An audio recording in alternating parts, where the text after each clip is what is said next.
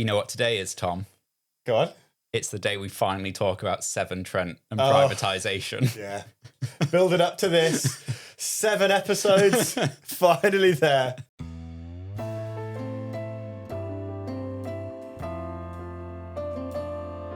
I'm Tom Sokorichka.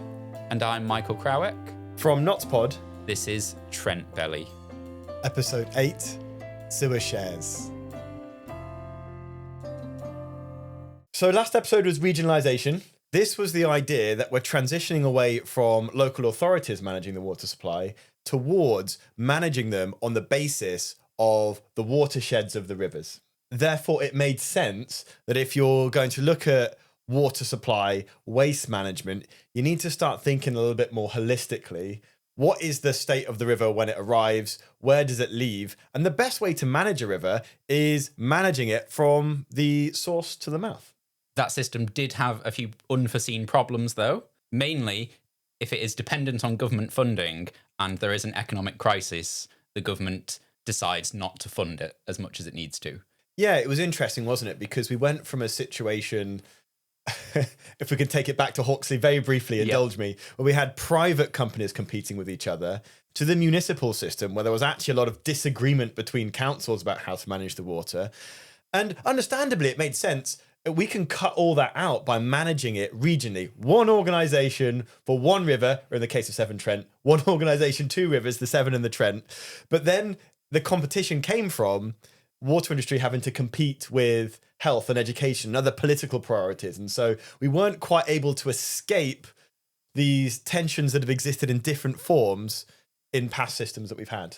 And there was also the problem of the regional authorities regulating themselves because they were running the sewage facilities and when they were failing, polluting the rivers. But then there would be a team as part of the regional authority that was also meant to enforce pollution control to their mates working in the same department. Yeah, it's problematic. And actually, when I think about my own self, I'm in charge of regulating myself, and I'm actually very forgiving of myself and very generous of myself. When you are holding yourself or your friends to account, you are kind of a bit more forgiving of their transgressions. You got a blind spot. You got a blind spot for yourself. Yeah. And you can see how in like an industry, which is obviously composed of people, you're going to find the same thing happening. Which brings us to the next phase in our water industry, privatisation. Regionalisation was part of a national trend of the national government taking away powers from local governments and also getting more involved in industry more widely. This is very popular, but not everyone thinks it's a good idea, particularly business owners and wealthier people who don't like paying more tax and don't like the government getting involved in their business. When things like social welfare and the idea of the NHS are becoming popular, there's a famous book that's published called The Road to Serfdom, which argues that the government getting involved in more things, getting more involved in industry, leads to totalitarianism eventually, because you have creeping government control. And, take that to the extreme. They run everything. You're in a totalitarian state. So the idea is that government intervention is often very well-meaning, but in practice, it's self-defeating because it achieves the opposite of what it's trying to do, which is emancipate the disadvantaged people and the majority of people that live in that place. These ideas are quite popular with a certain sect of the population. And as we come to the economic crises of the 70s, they get more vocal about the need to change things up in their way of doing things. And then they come to power led by Margaret Thatcher in 1979. Local lass, Margaret Thatcher in Grantham. Another hero of... Stop right there. Yeah. We're not going down that route. No, she's a complicated character. We'll give her a fair hearing. Yeah. We give her a fair hearing, don't we? Yeah. Don't worry. This episode is not a deep exploration of Thatcherism, but she is important to understand why privatisation happened. Our next 10-part series might be on that. From NottsPod, this is a history and critique of neoliberalism. Yeah. Let us know by getting in touch or in the comments if you would like us to make that series. Now, as part of the Thatcherite ideology, they want to reduce government spending on things because spending is a way of the government being involved in things. We'd already had spending cuts to the regional boards under the Labour government in response to the economic crises. So when the Thatcher government comes in, they then have the economic crises to deal with, but also they want to cut government spending anyway. So they cut spending even further, which then exacerbates the sewage crisis because the regional boards, already struggling, have their budgets cut even further. Privatisation was the shifting of stuff that's run by the state to the private sector, where it could potentially collapse as a private company or grow because it's now free from government interference and you can be all like enterprising and businessy is the idea behind that. After World War II, in particular, when there was a British company that was struggling, the state would kind of come in to save it and secure employment and keep the jobs alive. That's seen as a bad thing by Thatcher and her friends. So all these businesses that had been rescued by the government, they were either like closing them down or privatizing them and letting them see what happens. So that's like the first wave of privatizations. And then the second wave of privatizations is the utility companies. So like British Gas and BT, and then water. So because of water being a very obvious monopoly, it was not a priority for privatization because it would be very, very challenging to privatize.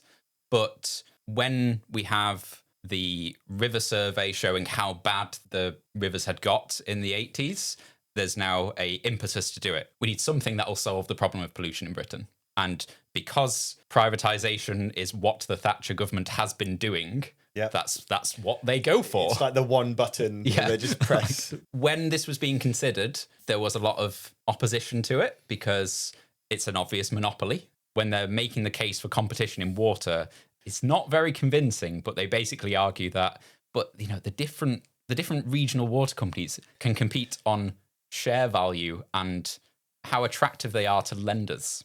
It's a tricky argument to make, isn't it? I guess you've still got the idea, and the flaws in this I think are apparent, that a private company runs the industry, they run it for a profit, they're looking to make a profit, therefore there's an incentive to run it as efficiently as possible. And if it was in the hands of the state, that incentive isn't there. And so you've got a sort of leaner system which provides value for money as well. Private companies have the profit motive, which you could argue distorts their incentive to invest and provide the best value to customers. Yes. But then if the government is running something, it doesn't have the profit motive, but it does have a health motive, a defence motive, a tax cut motive, we don't think the government should be running things, so we'll cut spending motive. In Thatcher's memoir and in some of the documents, they frame the opposition to privatisation as it's a very emotive opposition to it. You're not really being rational about this. But here's a quote from Thatcher's memoir. The privatisation of the water industry was a more politically sensitive issue. Much emotive nonsense was taught along the lines of, look, she's even privatising the rain which falls from the heavens. I used to retort that the rain may come from the Almighty, but he did not send the pipes, plumbing and engineering to go with it. Hope she was thinking of Thomas Hawksley, actually, when she was saying that. Yeah. It's just interesting the way that she frames that, because water, maybe emotional is not the right word, but the reason that people care about it is because it is an existential question, isn't it? We need it to live more than maybe anything else, except perhaps air. And I'm sure there was that joke, wasn't there, that if she could find a way to privatise the air, then she would do. So I just push back slightly. It's not a question of emotion. It's a question of like it being so fundamental and necessary. Be careful if you're going to do something big with this, because if it goes wrong, there's a lot of people that can suffer as a result. Yeah, I think it is a general problem in politics that when you disagree with someone, it's easy to dismiss their argument as entirely emotional. That's got a tradition going back to like the ancient Greeks, isn't it? Where they would that was a rhetorical trick they'd play, where they'd say, "My opponent may be making the emotional argument, but I'm making the rational one," and then they'd actually launch into an argument which is also actually very emotional. They're just in denial about that. Yeah, and I think once you spot this trick, you see it everywhere, whether that be on social media, political posts, or politics in general nowadays. Oh, yeah, agreed. Yeah, Yeah. It's certainly not limited to any one particular tribe. Everyone's using it against everyone. Yeah. Everyone thinks they are uniquely rational and reasonable, and everyone who disagrees with them is an emotional idiot. Yeah. It's just it's just really patronising, isn't it? That's what that is. Yeah. The sensible, rational position that privatization is good comes from, if you privatize it, then this new private company is now freed from government spending limits, which, by the way, it's the government imposing those limits. So it's like, if we privatize it, we won't be underfunding them anymore. So there's definitely an argument that they are starving it of funding to then be like, it'd be great if the private sector funded it. Yeah. Because if you make it fail, your justification for the change carries greater weight, doesn't it? I actually don't think that it was a concerted plot to justify privatization. I think that the ideology of the government should spend less and be involved in less means that if you have that belief system and you are in government running something, you're going to run it badly, consciously or unconsciously, because you don't think the government should be running it. Yeah. And then it's like a self-fulfilling prophecy of, well, I guess the government shouldn't be running this because we've done such a bad job of it. Another important part of privatization is it's the Cold War. So there's this existential conflict between capitalism and communism. The state running things is associated with communism. So the Thatcherite gang see state involvement as like creeping communism, creeping totalitarian communism. If you privatize things and encourage the sort of general population to buy shares in the privatized industries, you are spreading capitalism to the masses. They use the term shareholder democracy, property owning democracy, or pop capitalism, popular capitalism. And the idea is that if ordinary people own shares, own their own home, they have a stake in capitalism continuing, as opposed to being tempted by the threat of communism. So the way this would work in practice then is the shareholders of the private companies would actually be the people that lived within the jurisdiction, the area covered by the water companies, right? So we would be the shareholders of Severn Trent, as well as the consumers of the water, and as well as that company being responsible for taking away our sewage as well. Yeah, so the local people could buy shares in the water companies, and as a shareholder, you get a say on how the company is run, so you get to vote in things.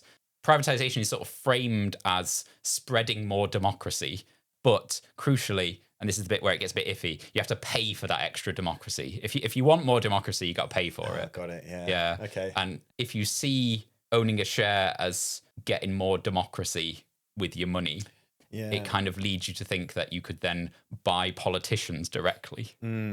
And it ends up with a sort of weird culture of the influence of money over politics. I think we should be wary about entangling those things. So for the benefit then of our listeners, we've decided that we're going to model how this shareholder democracy is supposed to work. I'm going to go set up an account on one of those trading platforms that is advertised to me all the time. Oh, those adverts have won then, haven't they? Yeah. Oh, damn it. I think if you're like a man between the ages of 20 and 50, you're just going to be having these adverts just fired at you all the time. So I have an account now on an unnamed trading platform because I don't want to give them free advertising. But if a trading company wants to sponsor the show. Okay, so I can buy a share of Severn Trent. At time of recording, the share price is 2,960 pence. Oh, God. You did that slow on purpose.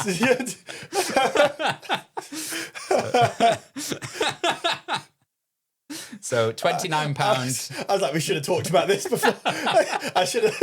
We should have checked the price. Yeah. This is my life savings going into Severn Trent now. So if I buy one share, that's coming up as £29.75 because I have to pay stamp duty.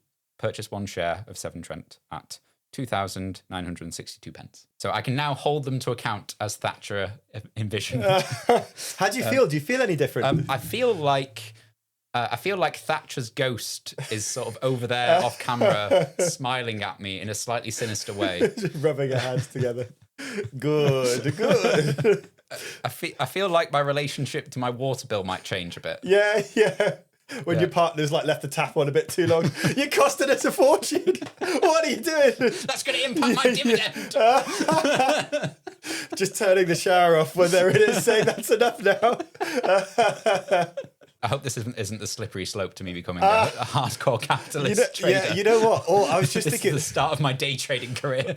or this share takes off, and every episode you're just wearing increasingly expensive clothes, and I'm just stuck in these old things. And like a year from now, you've got these sort of sharp Hugo Boss like tailored suits and like sunglasses, and you just ripped as well. The thing you have to understand about capitalism, Tom. For clarity, we are not actually advising anyone to buy a share themselves. We're just exploring the reasons behind privatization. I'm not giving out any financial advice. I'm not recommending anyone buys a share. Not that kind of podcast. Not that kind of podcast. There's a little detail in privatization which I didn't appreciate until I went down this research wormhole and got into the heads of the people doing it. Utility monopolies are not very competitive, like British Gas, British Telecom, the water industry. But monopolies are really good investments. If you are trying to get ordinary people into share ownership for the first time, a utility company share that is extremely unlikely to go down in value is a good way to do that, because it's a safe, easy investment for an ordinary person. It's like a gateway share to get them into share ownership and being a proper capitalist. Of course, if it's good for the consumer to be purchasing shares in these private monopolies, the way it actually works, though, is that anyone can buy shares, not just people that live in Nottingham or the East Midlands that can buy shares in this area. International funds can do the same thing. National organisations can do the same thing. We found ourselves now in a position where actually the biggest shareholder of Severn Trent is the Qatari Sovereign Wealth Fund. So the state of Qatar owns a huge chunk of Severn Trent and our water supply and sewage infrastructure. Yes, that's right. So they own 11.6%, which makes them the biggest shareholders. So when we pay our water bills and a profit is gained from that, the biggest beneficiary is the government of Qatar. That feels weird. Yeah, it doesn't feel right, does it? It feels out of kilter with Thatcher's vision of the shareholder democracy, certainly, because it's actually not us that owns our own water company. It is the Qatari government. And number two is the American company known as Lazard American Investment, and they own 7.1%. Similar to your point about private monopolies being a good investment for people getting into owning shares for the first time, from the perspective of a international sovereign wealth fund or a pension company, monopolies and private monopolies are also great investments. They're known to be stable because of this absence of competition. A water company in particular is known as a defensive investment because even during a recession, an economic crisis, or any other crisis, people are still going to be needing water. People's requirements for water on that biological level don't decrease in times of recession. It's not something that people consciously cut back on during these times, or at least not in any significant way that would feed its way through the system and impact profit significantly. You might also be wondering, 11.6% as the biggest shareholder, that still seems quite small. Well, the good thing about holding an investment at around, if you take Lazard of 7% or Qatar around 11%, the good thing about having an investment at that level, you still get like a reasonable source of the profits. But once you start owning significant chunks of the water company, you then actually have to start taking responsibility for those decisions. And there's a whole load of management and an administration burden that comes with that. So you want your investment to be big enough to be earning a reasonable return from it, but not so big that you're basically having to start managing it yourself. So getting that right balance between profitability and responsibility.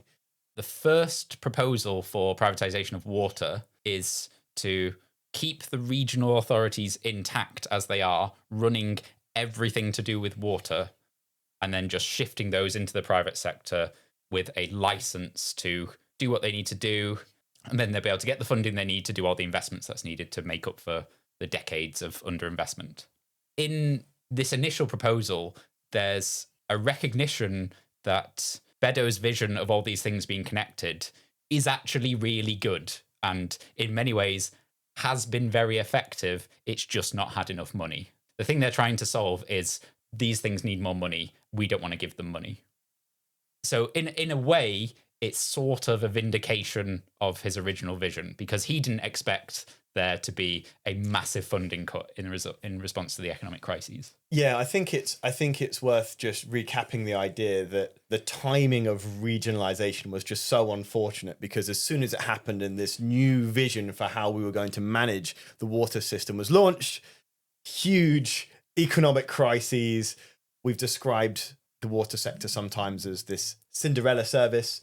And so if the axe is going to fall, that's one of the places where it's probably going to go first. And so we could make the case that the regionalised system, in contrast to some of the others, was never really tried fully. Yeah, it wasn't really given a fair hearing. Yeah, I realise as I say that I sound a bit like, you know, you get those communists saying, true regionalisation was never really tried. But I just to cover myself a little bit. Existing regionalisation. Yeah, that's right. That's right. So yeah, just to cover myself a bit, in the run up to privatisation, for whatever the reason is, fair or unfair, the regional system wasn't working, and so that's why Thatcher and her acolytes were experimenting with other methods and ideas. So this first vision is whack the regional authorities as they are into the private sector. This proposal lands in 1986, and there's an immediate backlash against it from everywhere. The minister who was like overseeing it, there's a reshuffle. He's taken out of it. New guy, Nicholas Ridley, is brought in as environment secretary, and very quickly after coming in post says, we're shelving water privatisation. We're going to rethink it because a lot of people have pointed out that if we were to just privatise the regional authorities as they are, we've not at all touched the problem of the fact that they are regulating themselves.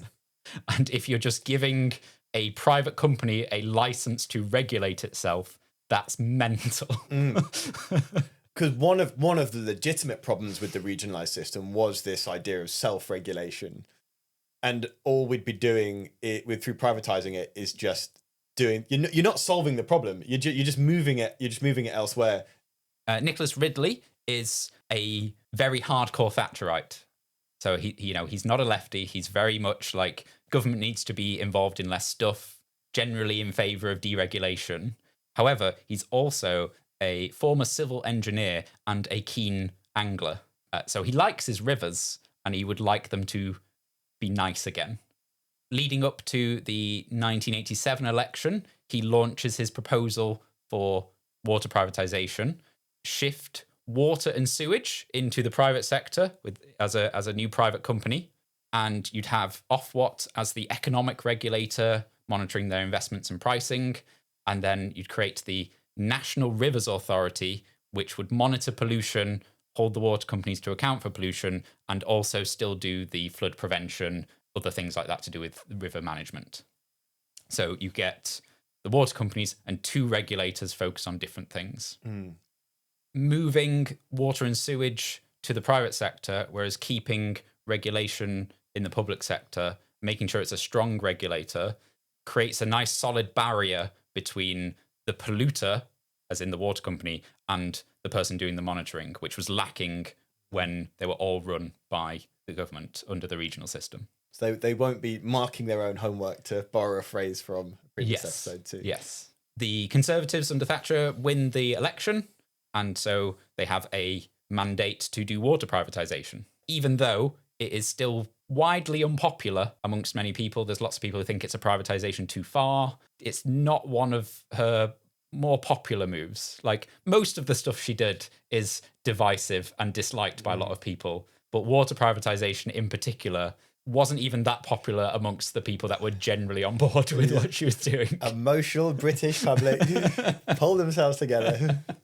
They come up with a plan to convert the regional authorities into water and sewage companies and float them on the London Stock Exchange. They consider not privatizing the whole thing, so the government retains a stake in them and decide not to do that because, again, we want to shrink the state. They consider having what they call a golden share. So the government can easily block people trying to take over the water companies, and they decide as a compromise that for the first 5 years, the government will have this golden share, but by then the water companies should have established themselves. We can just let them be free. And hopefully the vision is these strong British companies will be able to become multinational companies. They'll expand into other countries and take profits from those other countries and use that to invest in British infrastructure.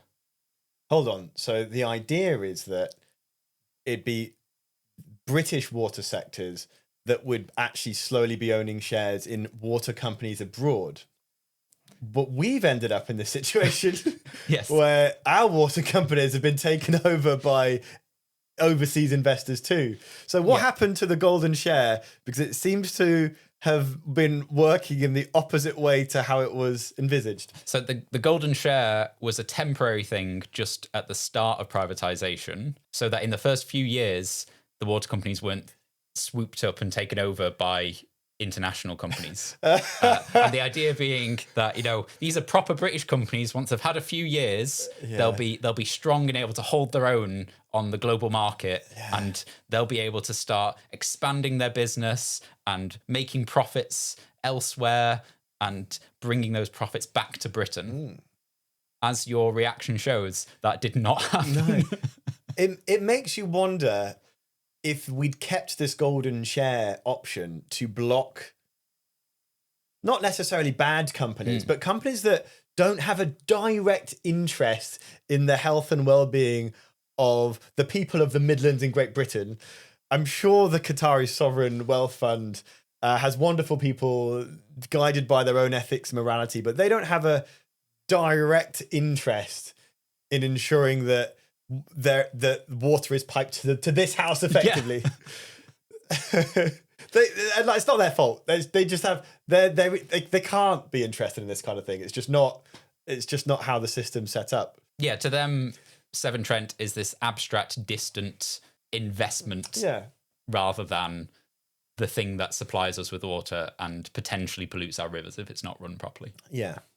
As part of the preparations for privatisation, they try and figure out how much investment is going to be needed by the water companies once they're private, and they estimate it at about 24 billion over 10 years to upgrade a lot of the infrastructure, which in today's money is about 60 billion. However, these regional authorities are very different to each other. They have got different geography, they've got different histories of how polluted their rivers are, and also within the regions, there's been a lot of disparity between how much investment different councils have done in sewage. One thing that really struck me about the research and preparation for this is we refer to these private water companies as if they're like one homogenous group and they're all as good as each other, all just as bad as each other. But that's just not the case. That's just not the case at all. They all had very, very different starting points from what you're describing. And since then, they've all ended up in such different places, as we'll explore later on. When they're preparing privatization, they try and smooth out the differences between all the companies. So they're all priced the same at flotation. The shares are initially sold for 240 pence. And so we're looking at around just under 10 times as much now. Is that right? Over 10 times. Over 10 times. What was it now? 2,960. Yeah. So that's a huge increase in 30 years. Final benefit to the government of privatisation then is that when you sell off a government asset, you get a load of money straight away. Yeah. And you can use that to fund things such as not borrowing as much or tax cuts. You could also theoretically use that money to invest in something, but that's not what the government was doing because they've got that ideological drive to reduce the size of the state and reduce government involvement in things. Reducing the size of the state, that's the goal. Yes. It's not, that's a means to a different end. That's just where you want to be. And so from their perspective, we have this windfall money, but the point isn't actually doing anything with that. The point is the state is now smaller. The government's doing fewer things. While they're preparing privatisation, there is also a horrendous scandal. You mentioned back in episode 1 about a BBC documentary about stuff happening in Cornwall, which at time of recording, neither of us had watched, but you'd seen an advert for it. That's right. Yeah. So I actually watched that yesterday. Yeah. And it's actually about an event in 1988 when there was a mass poisoning in Cornwall because a chemical was added to the water supply instead of where it's supposed to have gone. And it's horrendous. The documentary is called Poison Water. I would recommend you watch it. There is a sense that the water authority and the government heavily downplay it because there's a risk that if they treat this mass poisoning seriously, it will affect the popularity of the shares of the water companies that they're privatizing, and therefore they won't raise as much money from the sale of the shares. So this poisoning event, this happened under the regionalised system. Yes. So before privatisation. Perhaps that links to some of the flaws of the regionalised system. We've talked about how perhaps oversight wasn't very effective. But that had an impact on the privatisation process, because if it was observed that these poisoning events were something that could happen, and the scale of it truly recognised, that would depress the share price and the government wouldn't raise as much money from it. Yeah. Oh, God. I'm sure that people involved in the government at the time would contest that interpretation. Yeah. But this event leads to the creation of a third regulator, the Drinking Water Inspectorate. So we've now got Ofwat. We've got, so what was the other one called? Because we don't have it anymore. The National Rivers Authority, which was later merged with some other environment regulators to become the Environment Agency. That's the one. Yeah. So the precursor to the Environment Agency, the EA, and now the Drinking Water Inspectorate. So now these water companies are looking to be regulated by 3 different regulators. Yes. The government takes the water companies to market and they are floated on the stock exchange and people buy them up. This is the first time that sewage is ran by the private sector in the UK. Because as we recall from Edwin Chadwick, he tried to set up a company that would run water and sewage at the same time, but wasn't able to get the funding for it. That sort of vision finally comes to fruition under Thatcher's privatisation. We now have combined water and sewage companies, and Chadwick's ghost now rests easy. Yeah. But then it's also kind of like Hawksley's vision of the private companies monitored by a regulator. What we ended up with is a water industry that is partly Beddoes regionalisation, partly Chadwick's water and sewage, and then partly Hawksley's private companies with regulation. What's happening in the water sector now only makes sense if you, and this isn't meant as a pun, but you got to follow it back to the source. And then you can sort of see how this story unfolds and how we end up in this position. Because if you start with Margaret Thatcher and the privatisation, understandably, you might be thinking, well, why did she do this? This doesn't make any sense. But actually, if you look at what it draws upon, you can see how the different pieces of the puzzle fit together. A lot of the coverage of the problems in the water industry start with privatisation. When we started digging, we found that you couldn't really understand privatisation properly unless you understood what had happened before with regionalisation. And then because I can't stop being curious, you can't understand regionalisation. Yeah, that's right. Unless you've understood the problems with the municipal system. And you can't understand that without understanding the Victorian private water companies. We've already seen how the shareholder democracy envisaged by Margaret Thatcher didn't quite work out the way that she had intended it to. And there's so much more that didn't work out quite how it was intended. And that's what we're going to talk about in the next episode, all the other ways that privatisation went wrong. See you then. Thank you for listening. If you've enjoyed this episode, please subscribe and share with your friends. If you have any feedback or questions, you can get in touch via email, NottsPod@gmail.com, or leave a comment on YouTube. And for a list of books, articles, and other sources we used in our research, you can find a link in the episode description.